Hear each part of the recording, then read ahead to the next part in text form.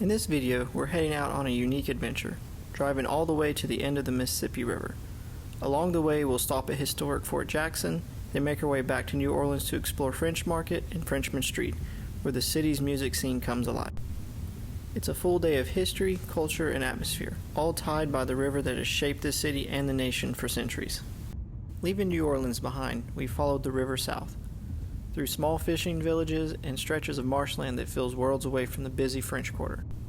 The road winds along the levees, where the glimpses of the Mississippi break through between the houses, docks, and giant tankers that steadily move upriver. The further you go, the quieter it becomes. The towns grow smaller, the landscape flattens, and the road feels almost like a ribbon clinging to the very edge of the land.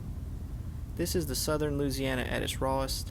Marshes, bayous, and the wide skies meet the flow of one of the most important rivers in the world. The Mississippi itself is a giant, more than 2,300 miles long. It begins just as a trickle in northern Minnesota, gathers strength as it winds through 10 states, and finally empties into the Gulf of Mexico. Over the centuries, it's been a highway for trade, culture, and conquest.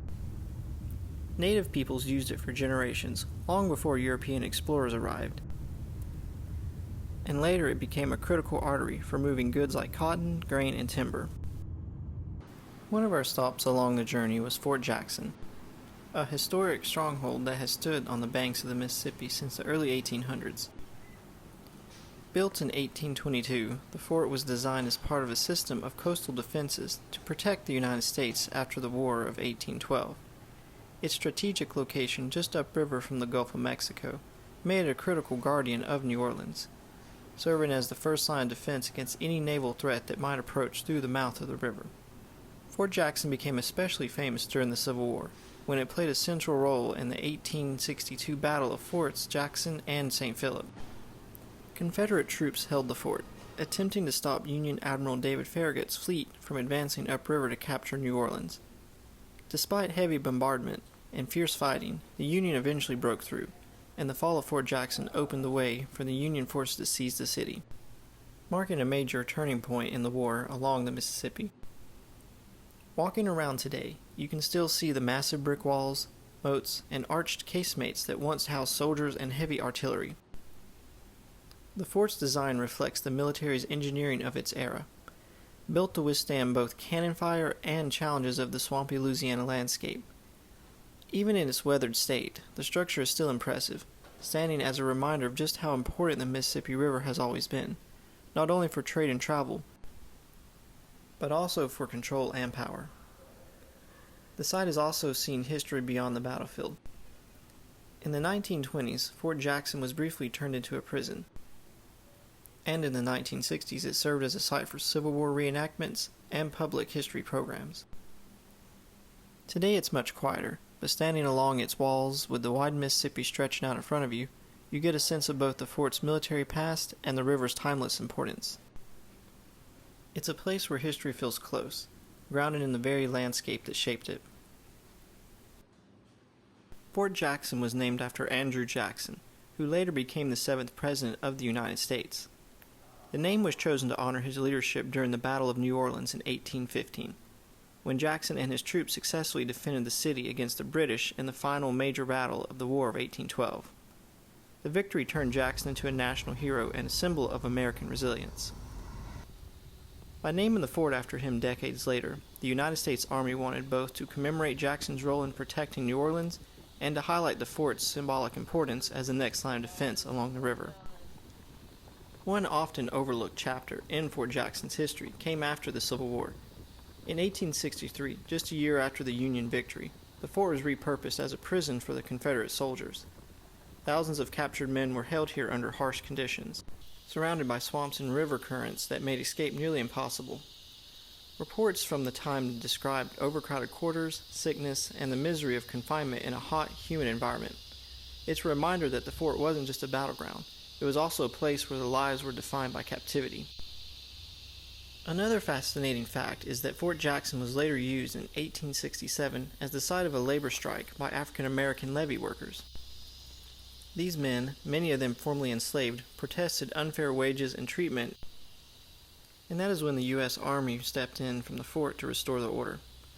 The moment ties Fort Jackson not just to the military history, but also to the broader story of the Reconstruction and the struggles for freedom and equality along the Mississippi. And then there's more to the modern chapter. In 1927, during the Great Mississippi Flood, the most devastating flood in U.S. history, Fort Jackson was once again pressed into service. The levees that were nearby were dynamited in an effort to relieve the pressure and protect New Orleans. And that's when the fort became a staging area for relief and for rescue efforts. Even in the 20th century, long after the cannons fell silent, Fort Jackson has still played a role in protecting communities along the river. It's also a place of resilience. The communities along this stretch of the river live with its power every day. Storms, floods, and the constant push and pull between land and water. Being at the end of the Mississippi isn't just about its geographical stop. It feels symbolic. This river shaped the nation, carrying explorers, traders, and travelers across for centuries. To stand at its end is to stand at the edge of the story that is still unfolding. Back in New Orleans, we made our way over to the French Market, one of the oldest marketplaces in the United States. This site has been a trading hub for over 200 years, beginning as a Native American trading post long before the city itself was founded. Its strategic location along the Mississippi River allowed for goods, people, and cultures to convene, setting the stage for a vibrant market that we see today. The French market has evolved significantly over the centuries. In the 18th and 19th centuries, it was the go-to spot for fresh produce, seafood, and exotic spices brought in from around the world. Immigrants and locals alike helped shape the offerings, making it a melting pot of flavors and traditions. Even today, you can still find some food stalls serving up Creole favorites, artisans selling handmade crafts, and musicians filling the air with lively tunes. The market remains energetic and colorful, perfect for browsing, tasting, and people-watching. Beyond commerce, the French market played a central role in the social and political life of New Orleans. In the 19th century, it was a gathering place for locals to exchange news, debate ideas, and celebrate community events. It has also witnessed major historical moments, including the arrival of refugees after the Haitian Revolution, as well as the blending of Creole, French, and Spanish traditions that help define the city's unique culture.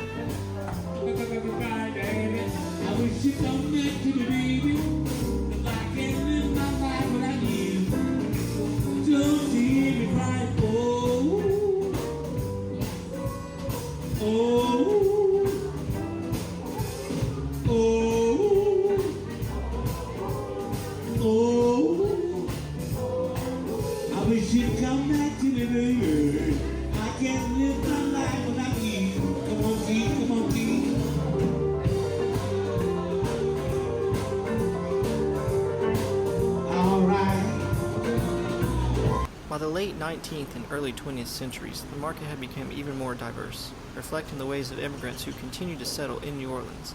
Italians, Germans, and other groups brought their own food and goods to sell, which further enriched the market's offerings.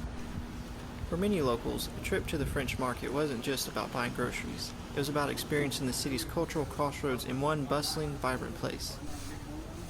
Walking through the French market today, you can see how the past and present intertwine. The iron columns, brick floors, and open-air arcades still hint at the historic roots, while modern vendors and seasonal events keep it lively and relevant. Live music, special markets, and cultural displays all contribute to a space that is both dynamic and steeped in history. To wrap up the day, we headed over to Frenchmen St, often called the locals' Bourbon Street. While Bourbon is famous for its neon and non-stop crowds, Frenchmen is all about the music. This stretch of just a few blocks is packed with jazz clubs, bars, and street performers. Music pours in from every doorway, whether it's traditional New Orleans jazz, funk, blues, or something entirely unexpected. What makes Frenchmen St so special is its authenticity. It's not just a tourist attraction. It's where the locals come to enjoy the music and the atmosphere. Walking down the street at night with the brass bands playing on the corner and the sound of the saxophones drifting through the air, you really feel the heartbeat of New Orleans.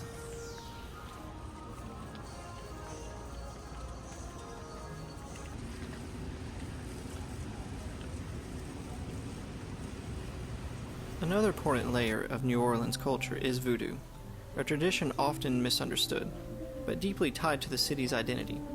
Voodoo came here in the 1700s with enslaved Africans, who brought their spiritual beliefs and practices with them. Over time, those traditions blended with the Catholicism, Native American influences, and the Creole culture of Louisiana, creating something unique. At its core, Voodoo is about connection, to ancestors, to nature, and to spiritual forces that guide and protect. It was never meant to be the dark, sensualization version that is often shown in movies. Instead, it was a faith that gave people strength, healing, and community during the times of oppression and hardship. Many practices included herbal medicine, prayer, music, and ritual woven into daily life. One of the most famous figures in New Orleans voodoo history is Marie Laveau, known as the Voodoo Queen of New Orleans. She lived in the 1800s and became legendary for her wisdom, healing, and influence. People from all walks of life, enslaved, freed, wealthy, and poor, came to her for guidance. Her legacy is still felt today, with many visitors paying their respects at her tomb at St. Louis Cemetery, No. 1. As you walk around the city, you'll see how voodoo has become part of New Orleans culture, in everything from the shops, museums, to festivals and art. While much of what you see today is geared towards tourism, the roots of voodoo is very real and very sacred. It's another reminder of how New Orleans is a city built on blending, where traditions from across the world come together to create something new, resilient, and lasting. Our time in New Orleans has been such a great mix of history, culture, and unforgettable energy. From standing at the very end of the Mississippi River to exploring the old walls of Fort Jackson, and then back in the city where we wandered through shops at French Market and then soaking up the history through Frenchmen St. It has really felt like we've experienced so many sides of this city. If you caught our last video, you'll remember that we explored Bourbon Street, Café du Mont, and had an incredible Creole dinner. This time we got to see a whole new layer of New Orleans. And together the two visits really showed just how much the city has to offer, and there's so much more. New Orleans is a place where every corner tells a story, and every moment feels alive with tradition and rhythm. That wraps up this visit, but the journey doesn't stop here. So be sure to join us for the next adventure as we continue exploring more history, culture, and those hidden gems. Thanks for watching.